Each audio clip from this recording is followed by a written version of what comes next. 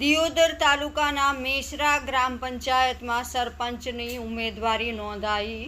મતદાતાઓને રીઝવવા ગામની સુખાકારી માટે નાનામાં નાના પ્રશ્નોનો ઉકેલ લાવવા જેમ કે વીજળી, પાણી, સફાઈ, રોડ, રસ્તા તેમજ સરકારની તમામ કલ્યાણકારી યોજનાઓ હર વ્યક્તિ સુધી પહોંચે તેવા પ્રયત્ન કરીશ। ઉમેદવાર સુરેખાબેન પ્રતાપજી ઠાકોર દ્વારા મેસરા ગ્રામજનોને બે હાથ જોડીને જીત માટેની મતની માગણી કરી હતી। બહુમતી આપવા અપીલ પણ કરી રહ્યા છે। હર હંમેશ લોકોના હિત માટે કામ કરીશ। શિક્ષણ માટે ગામના શાળામાં ધોરણ 5નો અભ્યાસક્રમ ચાલે છે, જેમાં ધોરણ 8 સુધીનો વધારો થાય તેવા પ્રયત્નો પણ હું કરીશ તેવા વચનો આપ્યા હતા। તમને પહેલાં તો નમસ્કાર કહું કે તમે મારા ગામની મુલાકાત લીધી બદલ। હું આ ગામમાં સાહેબ મેસરા ગામમાં ઉમેદવારી કરી છે। તાલુકો દિયોદર મારો છે સાહેબ। મેં આ ગામના સરપંચ શ્રેણીનું ફાર્મ ભર્યું છે, એટલે હું બધાને ભેળા રાખી અને ઉમેદવારી કરી છે। છતાંય સાહેબ હું આ ગામના કામના વિકાસ પ્રમાણે કે ગામનો ઘણા વર્ષોથી વિકાસ નહીં છું, કારણ કે મારા ગામને પંચાયત 4 ગામની હતી। એ કે મેં મારું ગામ અત્યારે એક પંચાયત પડી છે, એમાં મેં ઉમેદવારી કરી છે સાહેબ। મારે 70 વર્ષથી મારા ગામમાં એક તો શાળા નથી, 5 ધોરણ છે, છોકરાને આજુબાજુ જવામાં બહુ તકલીફ પડે છે, આરોગ્ય નહીં।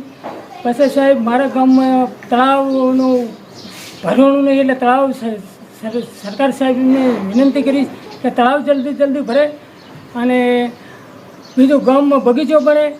તમામ બધી સમાજો એક સાથે રાખી અને હું બધાય જે તે નાના મોટું ગામના ગરીબ માણસનું કામ કરીશ કે મારા ગામમાં ગરીબ માણસને જેને મકાન નથી એને મકાન અપાય, જેને બીપીએલમાં નથી એને બીપીએલ લાભાર્થી બનાવરાઈશ।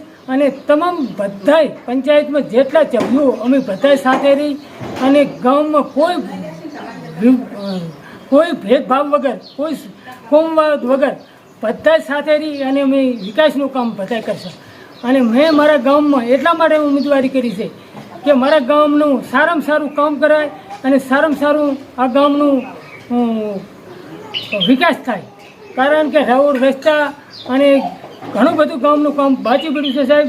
કારણ કે એ ટાઈમે મારા ગામમાં 4 ગામ હતા, 4 ગામોમાં સાહેબ મારા ગામનું કામ કારણ કે ઓછું છે અને હવે પંચાયત અલગ પડશે સરકારશ્રી, એટલે બધી સરકારશ્રીએ પંચાયત નોખી પાડી, એમાં મારું ગામ મેસરા અલગ પડ્યું છે, એમાં હું ઉમેદવારી કરી છે। એટલે મને એવું છે કે મારા ગામના બધા જ આગેવાનોને સાથે લઈ અને હું ભેળો રહીશ અને બધાય સરકારશ્રીને સંદેશ આપીશ કે મારા ગામમાં સાહેબ શાળા એકદમથી ઝડપી થાય, પછી બગીચો બને, કોઈ આરોગ્ય બને, કોઈ પણ આ ગામનું બધું કામ બરાબર નહીં થયું। એટલે મારું એવી સરકારશ્રીને વિનંતી છે કે જલ્દી મારા ગામનું કામ થાય અને મેં ઉમેદવારી કરી છે એ બદલ આ ગામનો બધાનો આભાર માનું છું।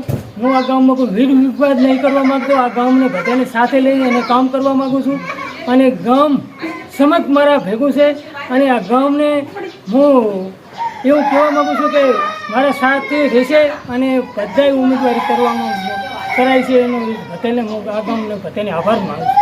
બોલો ભારત માતા કી જય।